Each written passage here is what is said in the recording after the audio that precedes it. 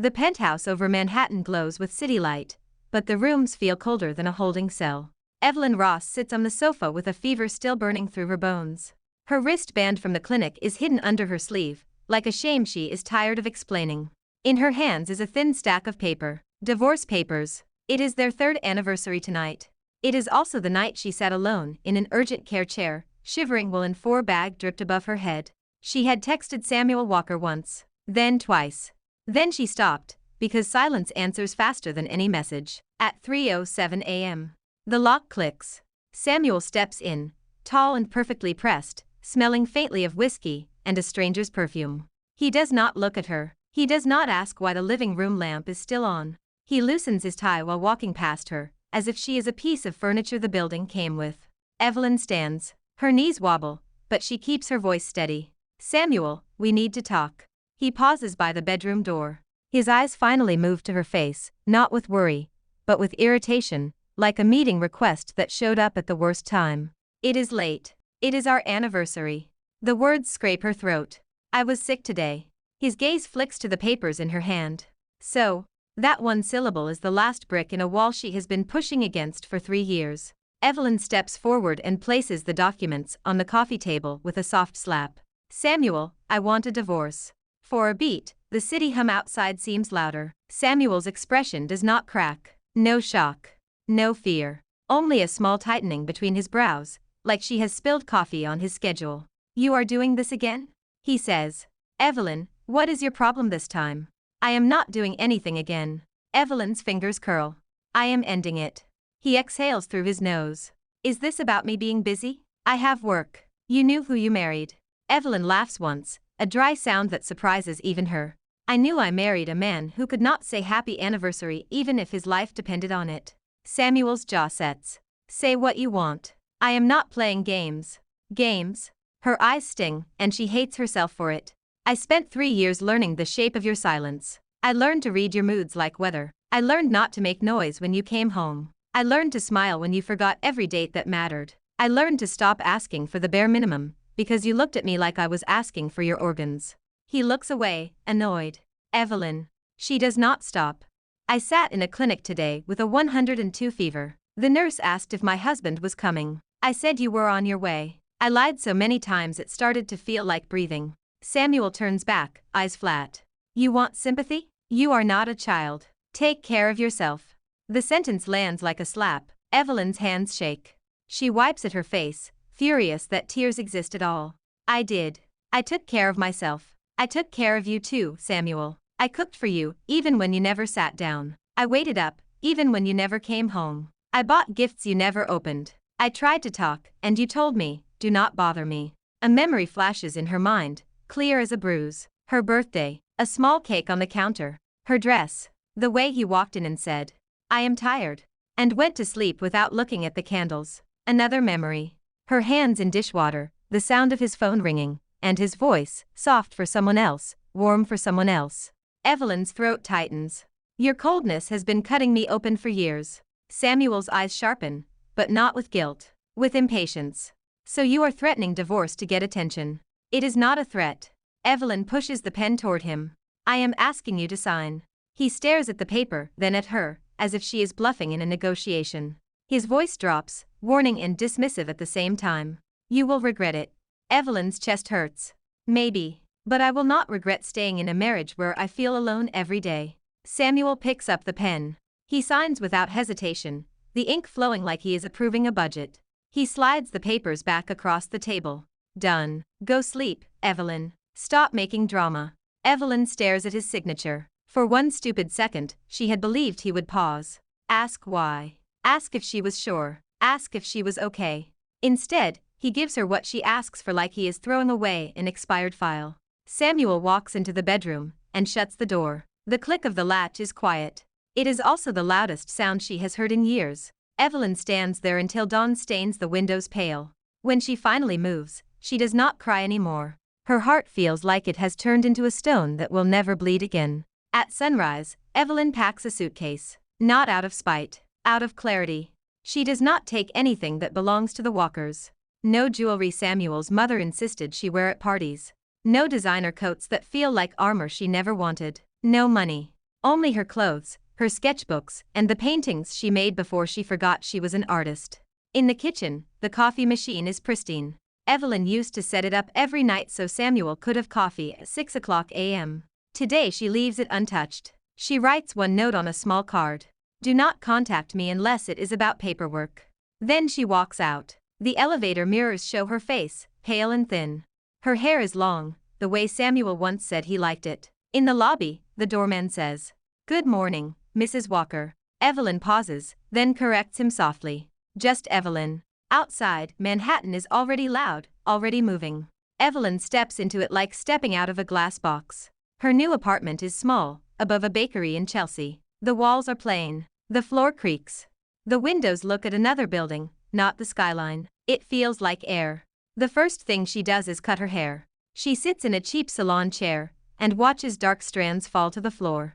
With each snip, a part of her that waited for Samuel to notice disappears. When it is done, her reflection looks sharper, almost unfamiliar. The stylist asks, "You okay?" Evelyn meets her own eyes in the mirror. "I am learning to be."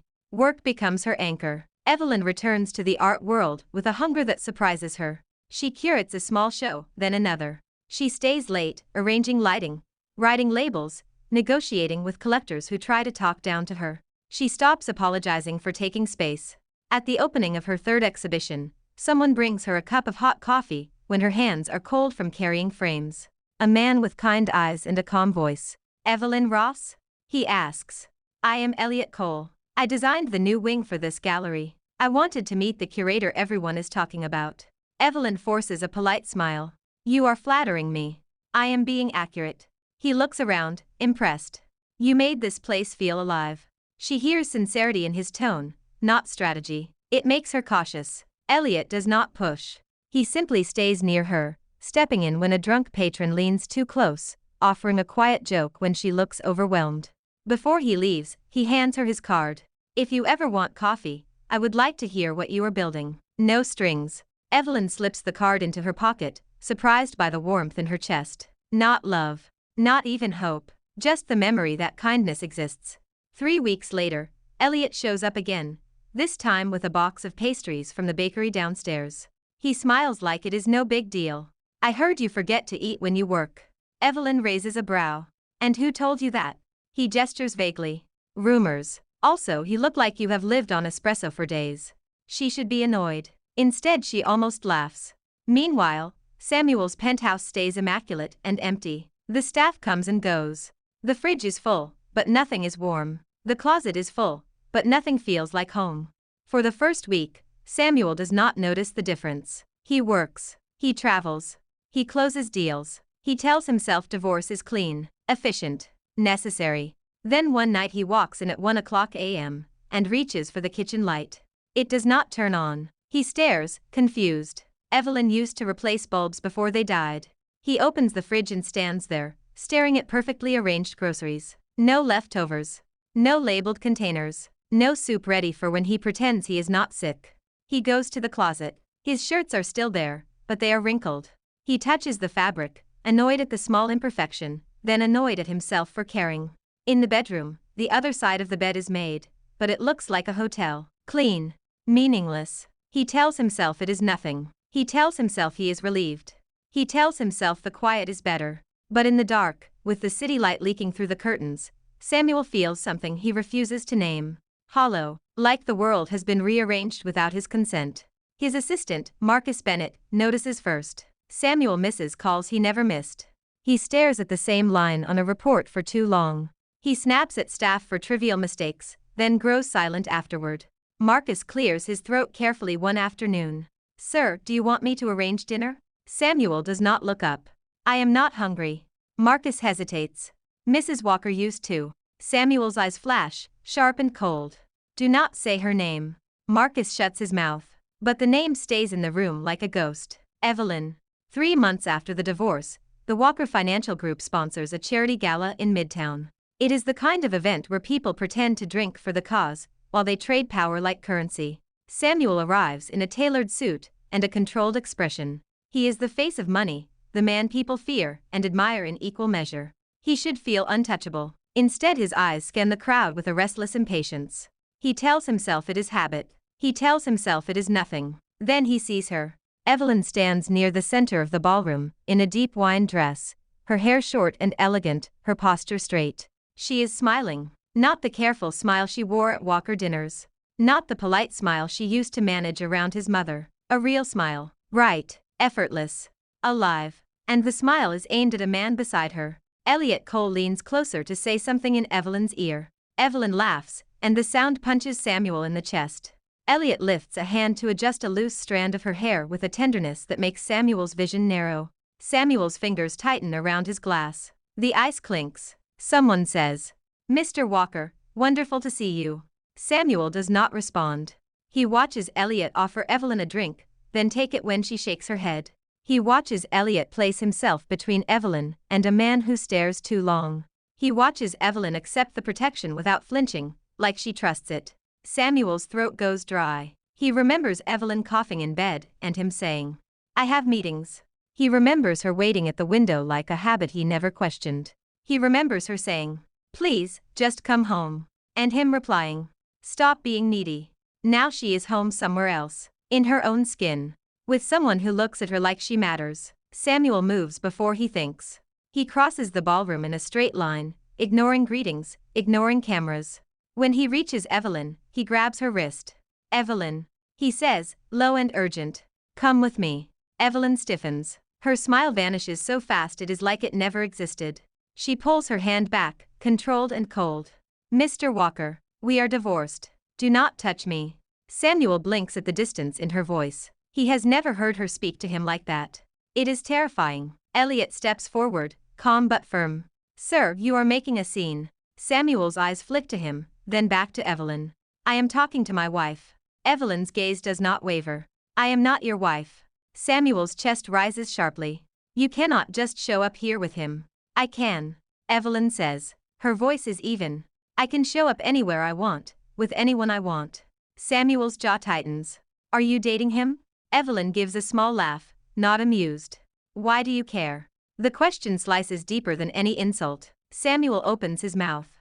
No answer comes out that does not expose him. Elliot's tone stays polite, but his eyes are steady. "Evelyn is free. If you have business matters, contact her lawyer. Otherwise, leave." Samuel looks at Elliot's hand near Evelyn's back, protective. A heat rises in Samuel's veins, sharp and ugly. He leans closer to Evelyn. "Is this revenge? To make me jealous?" Evelyn's eyes flash. "Jealous? Samuel, you did not even notice I was dying in a clinic chair." Samuel flinches. Evelyn continues, each word clear. "You signed the papers like you were canceling a subscription. You do not get to look at me now and act like you own me." Samuel's voice drops, strained. "I made a mistake." Evelyn's expression does not soften. "That is the problem. I was never a mistake to you. I was an accessory." Samuel swallows, his pride cracking in tiny lines. "Evelyn, please, come talk to me. Just 5 minutes." Evelyn looks at him like he is a stranger who interrupted her night. 5 minutes is what I begged for over 3 years. She turns away. Elliot offers his arm, and Evelyn takes it. Samuel stands there, hand empty, watching them walk away together. For the first time in his life, he feels panic without a plan. He feels loss with no leverage. He feels the truth settle in his bones. He let her go, and the world did not stop. It moved on without him. The morning after the gala, Samuel drives to Evelyn's gallery. He arrives before opening, standing on the sidewalk like a man who has never waited for anything in his life. When Evelyn shows up, she pauses. Her expression is guarded, her shoulders set. Samuel steps forward quickly. "I want to talk." Evelyn reaches for her keys. "There is nothing to talk about." Samuel follows her inside. "I was wrong. I treated you terribly. I did not understand what I was doing." Evelyn's laugh is quiet and bitter. "You did not understand ignoring your wife for 3 years would hurt her?" Samuel's throat tightens. "I thought you were strong. I thought you could handle it." Strong is not the same as unbreakable. Evelyn turns, eyes sharp. "And love is not supposed to be something you endure." Samuel pulls a small box from his pocket. Inside is a necklace, expensive, sparkling, the kind of thing his mother would approve of. "I bought this for you. For our anniversary." Evelyn stares at it, then at him. "Did you buy it before or after you signed the divorce papers?" Samuel freezes. His silence answers. Evelyn takes the box, closes it, and sets it on the counter like it is a piece of trash. I do not want your gilt jewelry. Samuel's breath shakes. I can change. Evelyn does not look impressed. Change for who? For me, or for your ego because you cannot stand losing? The question hits him where he has no armor. Samuel tries again, voice rough. I miss you. Evelyn's eyes flicker, just for a second, with something human. Then it is gone. You miss convenience, she says. You miss the house running smoothly. You miss being taken care of without earning it. Samuel steps closer. I miss you, Evelyn. Not the food. Not the organized files. You. Evelyn's hands shake. But she keeps her posture upright. You did not miss me when I cried in that bedroom. You did not miss me when I stopped talking. You did not miss me when I stopped asking. You only miss me now because I am not yours anymore. Samuel's voice breaks. I was blind. Evelyn opens the gallery doors. A staff member walks in, confused to see Samuel Walker standing there like a man lost. Evelyn keeps her gaze on Samuel. Leave. Do not come back. Samuel does not move. I will keep coming until you hear me. Evelyn's jaw tightens. Then I will keep refusing until you understand. He starts showing up every day. Flowers appear at the door. Evelyn tells the staff to throw them away. Breakfast arrives. Evelyn gives it to the building security. Gifts arrive. Evelyn sends them back unopened. Samuel tries to be useful. He offers to sponsor an exhibition. Evelyn refuses. He offers to introduce wealthy collectors. Evelyn refuses. He offers to pay for repairs the gallery needs. Evelyn refuses. Olivia Petro shows up one afternoon, wearing a white coat under her winter coat, her expression sharp as a blade. She takes one look at Samuel and scoffs. So this is what regret looks like on a billionaire. Samuel's jaw tightens. Olivia steps closer. You want to know what Evelyn looked like when you were busy? She looked like a candle burning down to nothing. She stopped eating. She stopped sleeping. She started apologizing for existing. Samuel swallows hard. Olivia points a finger at him. And you stood there like an ice statue and called it work. Samuel's voice is low. I did not know it was that bad. Olivia's laugh is harsh. Of course you did not. You never asked. You never listened. You never looked. Samuel holds her gaze, taking the hits because he has no defense. I am trying now. Olivia's eyes narrow. Trying is not the same as deserving. You do not get to crash into her life after wrecking it and demand she fix you. Samuel's hands clench. What do you want me to do? Olivia tilts her head, cold and honest. Learn. Sit with what you did. Stop making your pain her problem. And if she never takes you back, accept it. Samuel flinches. Accept it. The words taste like ash. Elliot arrives at the gallery with coffee for Evelyn. When he sees Samuel, he pauses, then keeps his tone neutral. Evelyn, do you want me to come back later? Evelyn's voice softens slightly for Elliot, and Samuel hears it like a siren. No, stay. Samuel's eyes lock on Elliot. Elliot meets them calmly. I am not here to fight you. I am here for Evelyn. Samuel's voice turns sharp. Do you think you can replace me? Elliot answers without raising his voice. I am not replacing anyone. I am offering her what she should have had all along. Respect. Samuel stares at Evelyn, waiting for her to deny it. She does not. Samuel leaves with his lungs burning. Outside, the air is cold enough to sting. For the first time, he understands that money cannot buy back time. And time is the only thing Evelyn cannot get refunded. A week later, Evelyn's gallery is attacked. Not with violence, but with poison. An anonymous account posts photos of damaged art and claims the gallery sells forgeries.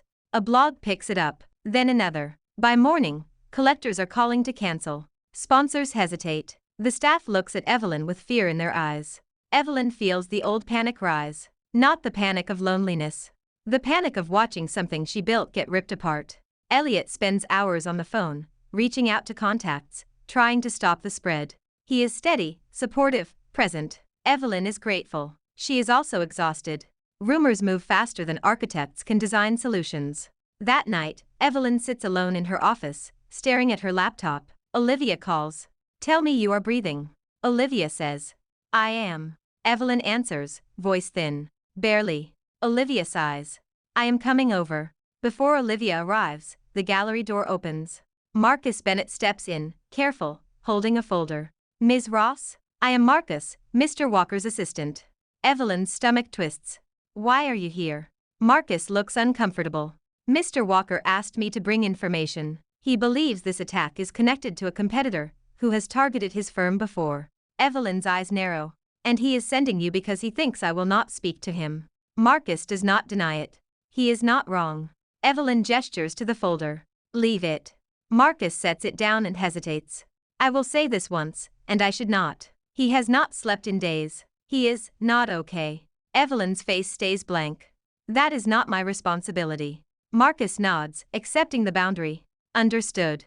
He leaves. 2 hours later, Samuel walks in anyway. His hair is slightly messy, his tie missing, his eyes rimmed with exhaustion. He looks less like a king and more like a man who has been losing a war in his own head. Evelyn stands, cold. I did not invite you. Samuel sets his phone on the desk.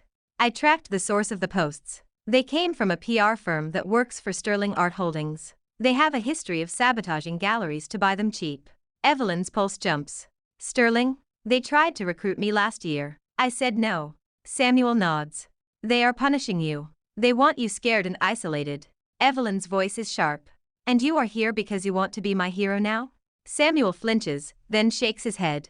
I am here because it is my fault you were isolated. I trained you to handle everything alone. I will not let someone else use that against you. He opens a laptop, pulls up documents. He lays out the chain, the payments, the fake accounts, the contract signatures. He moves fast, focused, ruthless. This is the Samuel Walker the world fears. Within 48 hours, the story flips. The PR firm is exposed.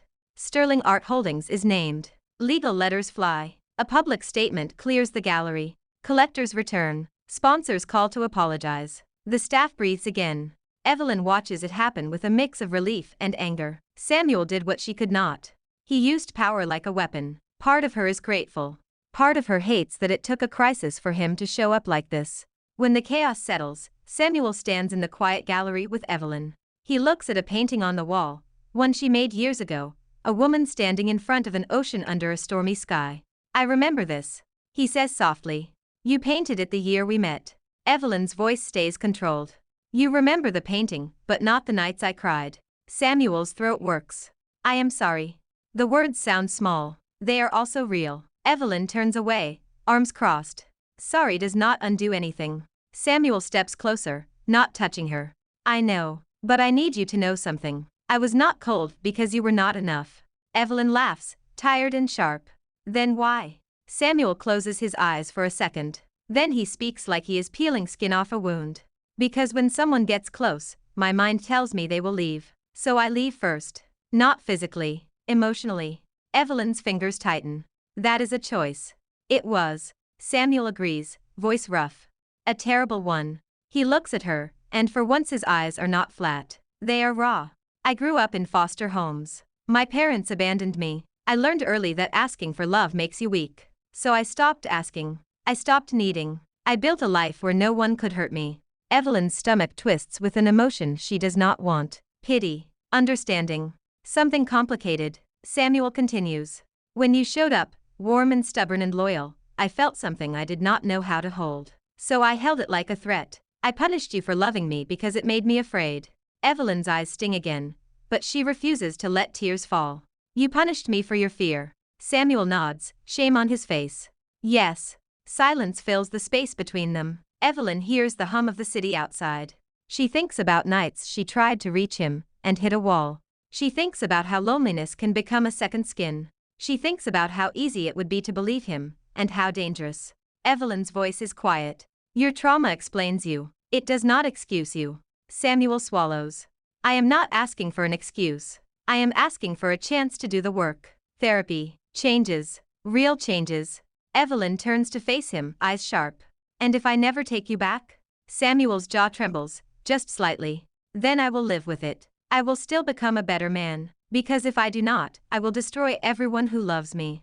Evelyn watches him. For the first time, she sees a crack in his armor that is not an accident. It is offered. It is vulnerable. It is terrifying. Evelyn does not forgive Samuel that night. Forgiveness is not a switch. It is a slow rebuilding of trust, brick by brick, with hands that still shake. But she does not shut the door either. 2 days later, Evelyn meets Olivia for lunch. Olivia watches her closely. Do not tell me you are considering him. Evelyn stirs her soup, staring at the steam. I am considering me, she says. What I want. What I can survive. Olivia's gaze softens, but her voice stays firm. If you go back, it needs to be on your terms, not his. It will be, Evelyn says. That afternoon, Evelyn sends Samuel a message. One line. I will consider a trial. 1 year. You do the work. You respect my boundaries. One mistake and it is over. Samuel replies in less than a minute. I understand. Thank you. I will not waste it. They set rules. Evelyn keeps her apartment. Samuel does not come without permission. No surprise gifts as bribes. No public pressure. No using power to remove Elliot from her life. Respect means letting her choose. Samuel starts therapy with a specialist Olivia recommends. At first he hates it. He sits in a room and realizes silence does not protect him there. He learns words he never used. Abandonment, attachment, control, fear. Some nights he calls Evelyn just to say, I am going to sleep. Evelyn does not always answer. Sometimes she lets it ring. Sometimes she picks up and says, okay, good night. It is not romance. It is rebuilding. Elliot watches it happen from a careful distance. He does not accuse Evelyn. He does not guilt her. He simply tells her the truth one evening after a show. I care about you, he says. But I will not hold you hostage to my feelings. Choose what keeps you safe. Evelyn's eyes sting. Thank you, she whispers. Elliot smiles sadly. Just promise me one thing. If Samuel hurts you again, you walk away. I promise, Evelyn says, and she means it. Months pass. Samuel changes in ways Evelyn can measure. He shows up when he says he will. He apologizes without defensiveness. He listens, even when it makes him uncomfortable. He learns to ask, what do you need? Instead of assuming, he stops treating love like a transaction. One rainy evening, Evelyn gets a call that her mother is in the hospital. She freezes at the word, old fear rising. Samuel is on the other end of the line, already moving. I am coming, he says. Evelyn's voice shakes. I do not want you to do this to prove something. Samuel answers quietly. I am doing it because you should not be alone. He arrives and does not take over. He does not command. He stands beside her, steady. He fills out forms when her hands tremble. He gets her water. He waits in silence that feels supportive, not punishing. Afterward in the parking lot, Evelyn looks at him and sees the difference. Not perfection, but effort, presence, a man learning how to stay. Near the end of the year, Samuel asks Evelyn to meet him in Central Park. It is a bright afternoon, cold but clear. They stand near a small bridge where they once walked during their first month of dating. Back then, Evelyn had been excited and naive, believing love was enough to soften a man like him. Now she is older, harder, smarter. Samuel holds a small box, but he does not open it. He keeps his eyes on her. I am not asking for an answer you are not ready to give, he says. I am asking because I want you to know what I choose. Evelyn's breath catches. What do you choose? I choose you, Samuel says, voice steady. Not as a possession, not as a role, not as a solution to my emptiness, as a person, as my partner. If you say no, I will still respect you. If you say yes, I will spend my life earning it. Evelyn's chest tightens. She looks at his hands, the way they are not clenched for once. She looks at his face, the way his eyes do not demand. They wait. She thinks of the past. The nights alone. The door closing. The hollow bed. She thinks of the year. The therapy appointments. The hard conversations. The moments he showed up, not with money, but with presence. Evelyn speaks slowly, each word chosen. I am not the woman who begged you to look at me. Samuel nods. I know. I will never be her again. Evelyn says. Good. Samuel replies. I do not want you to be. A laugh escapes her, surprised and wet with emotion. Then she blinks, and the tears finally fall, not from pain, but from release. Evelyn takes a breath. Yes, she says. But we keep the rules. We keep the work. We keep the honesty. Samuel's eyes shine, and he does not hide it. Yes, he says. Always. He opens the box. Inside is a simple ring, elegant, not flashy. He kneels on the cold pavement anyway, ignoring the passers-by who glance over. Evelyn Ross. He says, voice rough. Will you marry me again? Evelyn laughs through tears. Stand up. She whispers, then louder, smiling for herself first. Yes, I will. Samuel slides the ring onto her finger with hands that tremble, just a little. Then he stands and pulls her into his arms, careful, like she is something precious he finally learned how to hold. Above them, the city keeps moving. But for the first time, Evelyn does not feel left behind by it. She feels like she is walking forward, by her own choice, with a future that belongs to her. The end. Thanks for watching. Follow for more romance stories.